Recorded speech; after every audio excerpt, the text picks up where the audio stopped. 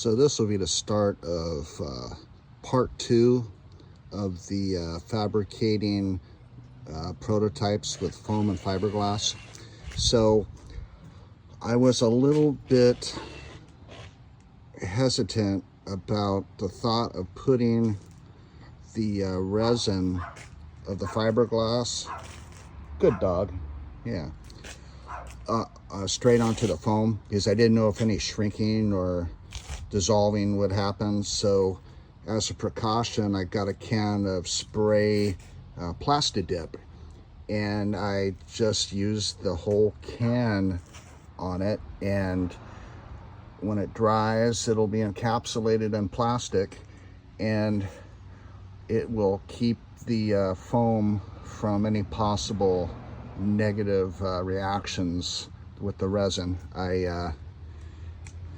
Not that there will be, but I didn't want to re-foam it again. So this is just a precautionary thing. I also could have got aluminum duct tape, made out of real aluminum, and put that on. And I just thought, yeah, the Plastidip actually was about the same price, and I said, well, I could finish it faster. So that's what I decided to do. And when I start laying it down, it will it'll give me a good surface, because think about it. What is foam but just a lot of air? If you put something on it that sticks to it like Plastidip would, it's getting into all the nooks and the crannies and everything, it's going to strengthen the adhesion. So I did a little bit of fiberglass yesterday. It's that top section. And wraps around. So I used long strips, about 2.5 inches wide, because it will help bend with the curve. If I didn't do that, then I would have ridges pop up here. And it's fairly simple, but it's time consuming. It's all about patience and doing it right. But I'll walk you through a little bit of it.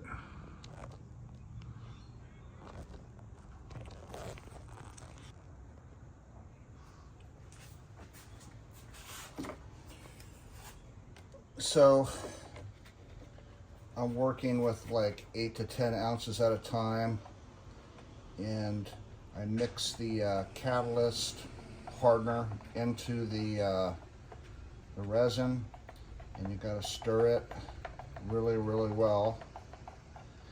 And it has a very long set time. It's not like Bondo where you make it and then you only have like 8 to 10 minutes. It's wet for quite a while. I've walked away, and half hour later it was still seemingly wet. So, but it's really important to mix it all, because you don't want any unhardened resin in there. It will never dry.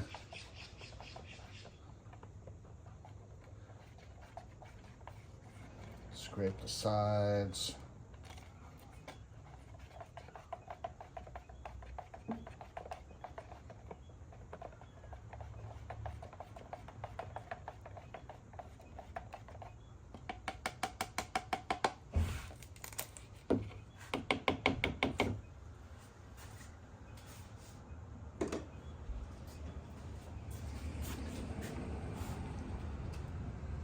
So I have the strips. They're easy to work with. They go around complex shapes like that. And the fiberglass roller. Don't do it without a roller. It's It's a very good tool.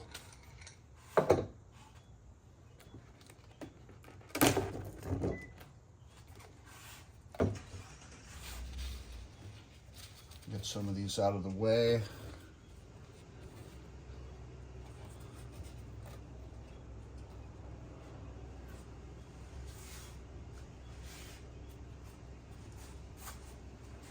Okay, so the first thing we're going to do is plan of action. So I'm going to continue where I left off, left and right over here.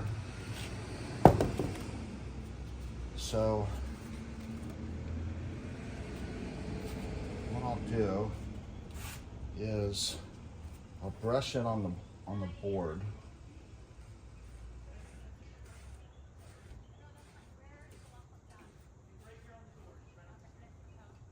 Then I will stick. Is this getting on the camera well? There we go. So now I'm brushing it on and it's saturating through the fiberglass.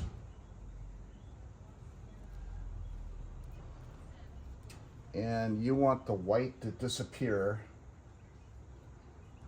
That tells you that it's absorbing like a sponge the resin. That's what you want.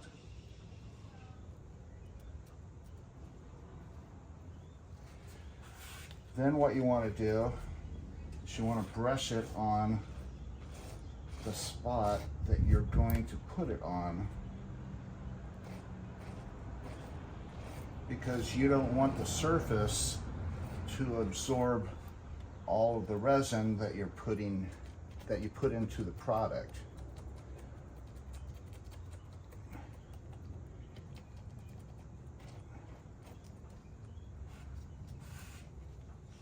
We're going to go under here.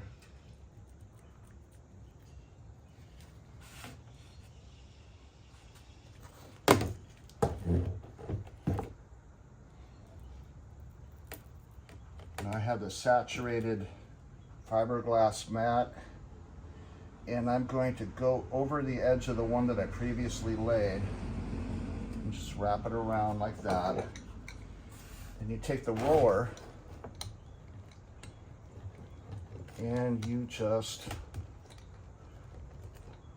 roll the surface, and what this is doing is it's getting any excess air bubbles or too much resin from an area out, and it will maximize how good it looks when it's dried, how well it will stay on.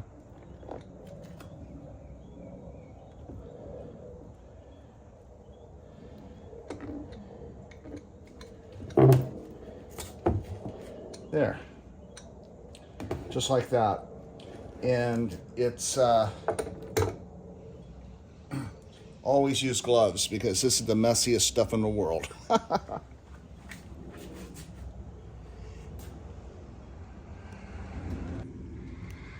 Okay, so now it's about 3 weeks later, and the fiberglass is initially done.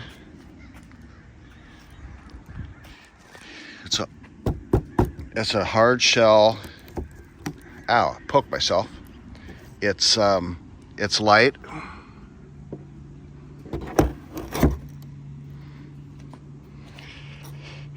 I covered up the seams.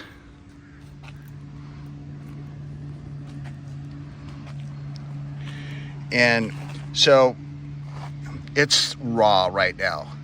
What I need to do is clean it up, and then I'll sand it, find out where my low spots are, and then I'm going to get some, I don't have it yet, I'm going to get some fiberglass body filler, and I think it's different than regular body filler.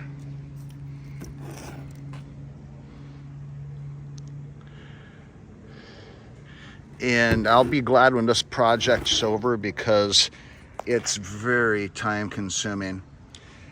And so when you lay it down,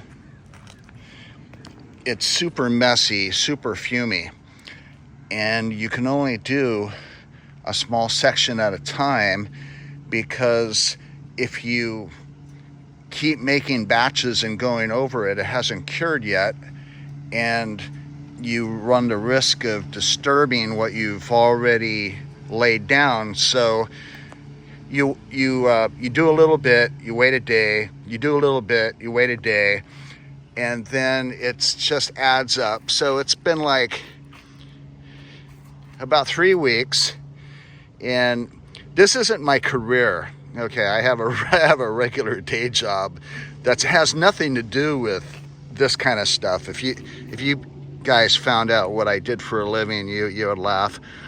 But yeah, I'm looking forward to cleaning this up and putting it on the bike and checking it out. So I have an idea, like right here where my body may push against it. So I have this foam tape, self-adhesive backed foam, spongy foam, and if I put it over here, that after it's painted, that would be a nice little accent, because it'll be comfortable, and it will prevent the paint from wearing. So I'm just thinking about that. So I don't have time today to do anything with this regarding sanding or body work or anything, but I'll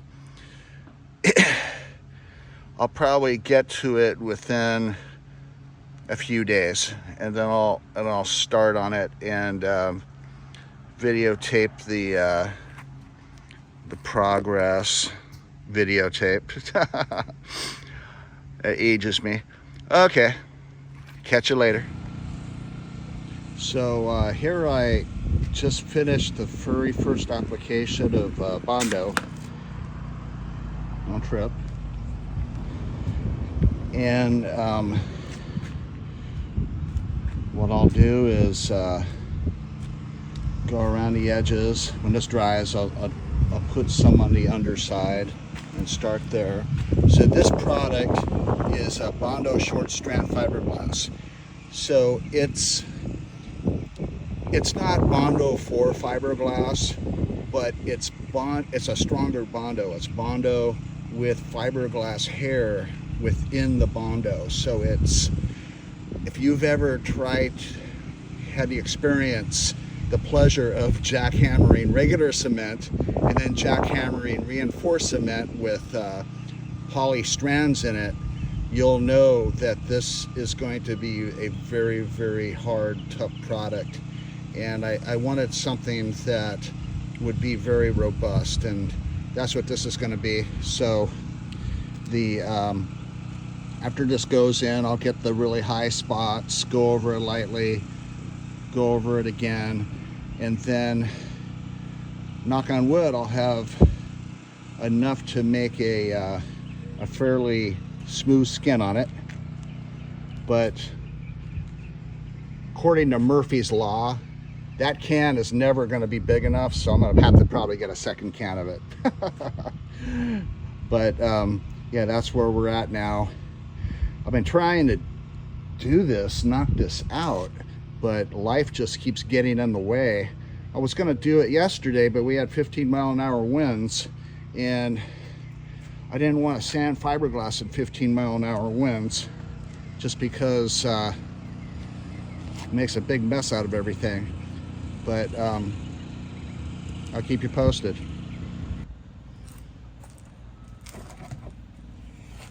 So what I'm doing now is I'm taking the rasp that we used earlier on the foam and going over all the high spots. Does a really good job it doesn't take down the low spots, and it saves on sandpaper, because you would go through many sheets when you could just do this, and it'll get it to about halfway of what you want it to do. So you just go over it.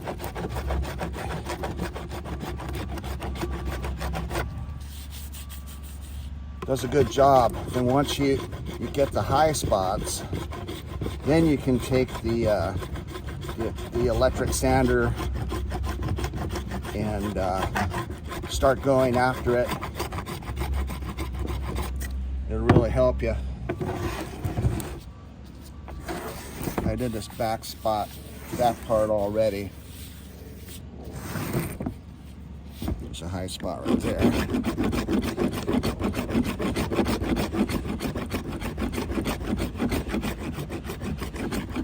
It really helps to have the right tools like this. This little thing, the rasp, will save you hours. It really will. And it's cheap. Cheap and invaluable. Okay, I'll work on it for a few hours and then I'll come back. Well, I've been working on it for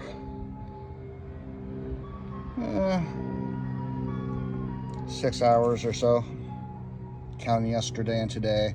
I just hit it with primer. It's one, if you primer something or paint it, it'll show any high spots or low spots. So it's coming together good. It's hard. Still got to work on this stuff, but it's getting easier and easier.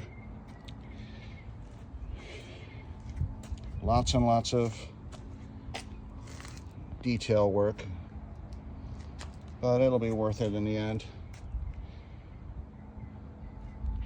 So I'm thinking about